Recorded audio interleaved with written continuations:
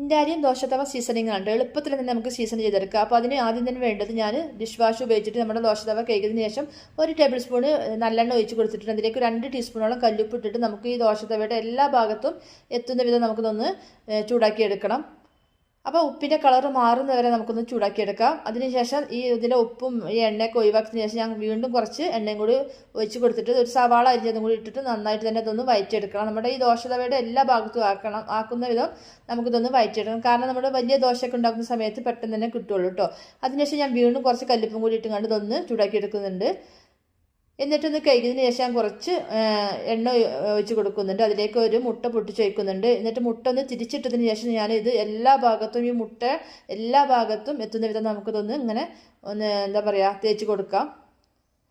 അപ്പോൾ നമ്മുടെ ഈ മുട്ട കൊണ്ട് ഇങ്ങനെ തേച്ചാൽ നമുക്ക് പെട്ടെന്ന് തന്നെ ഇളകി കിട്ടും കേട്ടോ. നമ്മൾ ദോശയൊക്കെ ചുട്ടെടുക്കുന്ന സമയത്ത് ഈ ദോശ തവയിൽ ഒട്ടും തന്നെ ഒട്ടിപ്പിടിക്കില്ല. അപ്പോൾ അതിനുശേഷം കഴുകിയതിന് ശേഷമാണ് ഞാൻ ദോശമാവ് ഒഴിച്ച് കൊടുക്കുന്നത്.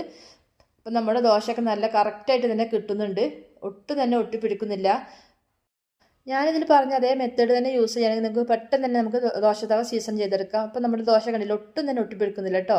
അപ്പോൾ നമുക്ക് ചൂട് കൂടുതലുള്ള സമയത്ത് നമുക്കിതുപോലെ കുറച്ച് വെള്ളം തെളിച്ച് കൊടുത്തിട്ട് ഒന്ന് തുടച്ചെടുത്താൽ അതിൻ്റെ ചൂട് കറക്റ്റായിട്ട് കിട്ടും. എന്നിട്ട് നമുക്ക് ദോശ ചുട്ടെടുക്കാം കേട്ടോ. അപ്പോൾ ഇത്രയേ ഉള്ളൂ, നമുക്ക് എളുപ്പത്തിൽ നമ്മുടെ ദോശത്തവ സീസൺ ചെയ്തെടുക്കാം.